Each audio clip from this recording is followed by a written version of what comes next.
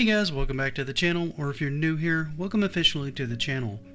This is a series where I go into odd game accessories or peripherals that developers made to get us more into the game mentally or physically.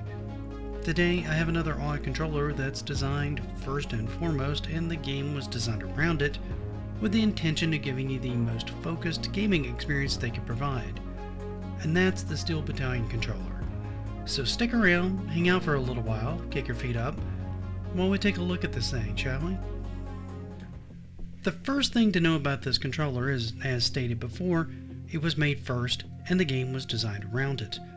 The idea was simple: make the most realistic mech game they could possibly make, and to do that, they would need a fully customized controller that could bring that experience to life, and that's where the Mecha Jockey 9000 comes into play, also known as the Steel Battalion Controller. Coming in at over a foot long and having to be assembled before usage, this controller is a sight to behold.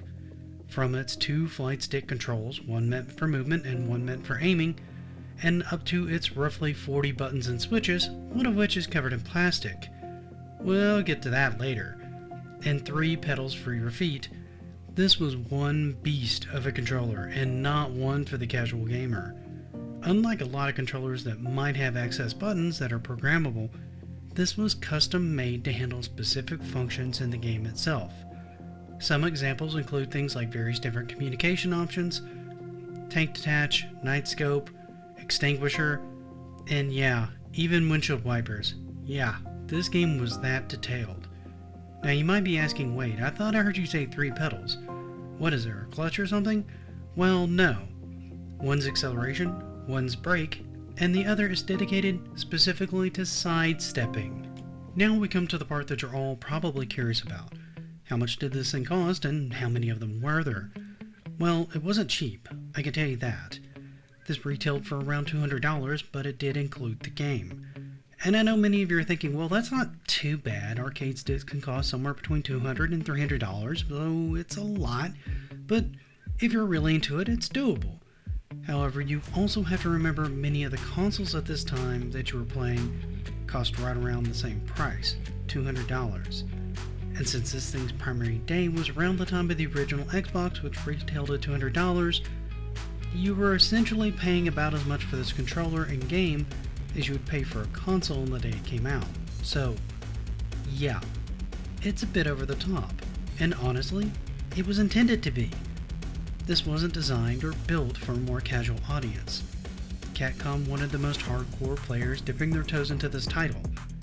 The fact that only 250,000 of them were made in the initial batch for Steel Battalion is pretty telling.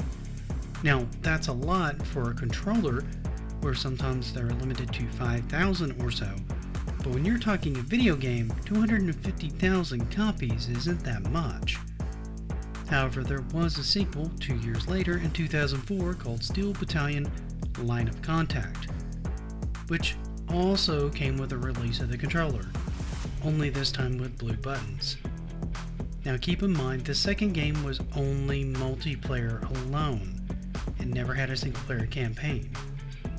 Rumors are that the build quality on this particular controller for this more multiplayer version was slightly less than the one that came with the original, but it did add another 250,000 controllers to the pool of ones released, which makes this total all the way up to 500,000 for this particular controller, which, given the nature of some of these more exclusive controllers, is not bad. It's actually quite a lot.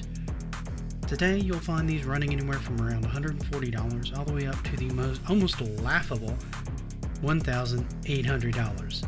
Yeah, you heard that right. I'm betting by now you're getting ready to know what the heck this game is about and why they built a controller and then built the game. Well, to give you kind of a concept, this was originally a PlayStation 2 title. However, the Xbox got announced and it had better hardware specs and would perform what they wanted to do on the game better. So they scrapped the PlayStation version and built this specifically for the Xbox because they needed the hardware to be able to push what they wanted to do with the game, not only graphically but mechanically. And the best word I can describe what this game does is ambitious.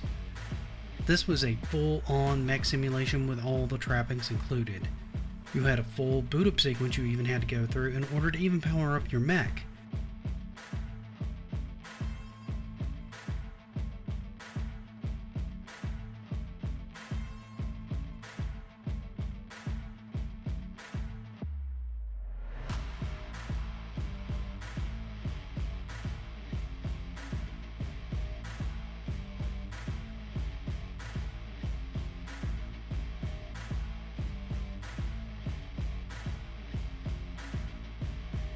Then, you would need to keep track of ammo, fuel, speed, especially speed, because if you turned it too high of a speed, you would literally topple your mech over. It was also not for the faint of heart. Remember that button I told you that was covered by a plastic guard? Yeah, that's your eject button. And you had better remember where it is, because if you fail to eject when your mech is badly damaged, you die.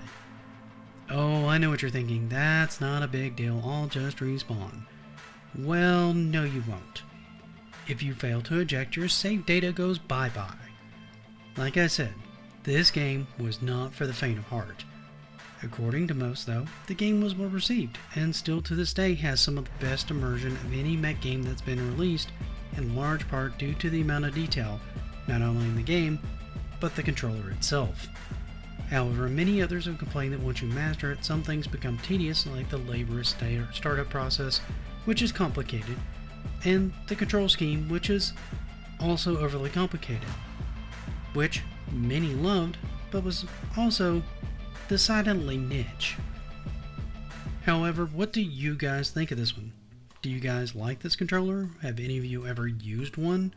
And if so, what did you think of it? And do you still use it at all? Let me know in the comments. However, for now, thank you so much for spending part of your day with me.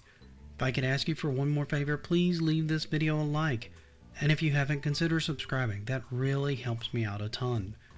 However, for now, have a great rest of your day, and until next time, happy gaming!